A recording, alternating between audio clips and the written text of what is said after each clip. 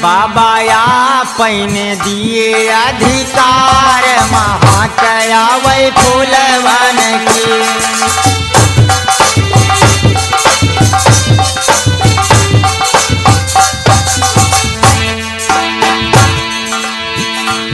नेता तो इस देश के अंदर बहुत थे। पंडित जवाहरलाल नेहरू थे, महात्मा गांधी थे, बहुत बड़े बड़े नेता थे, लेकिन भाइयों हमारे और आपके काम में कोई नहीं आया।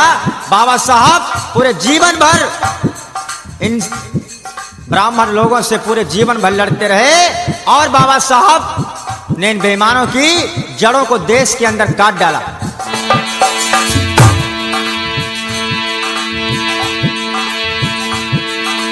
देश में अपना कोई नहीं था,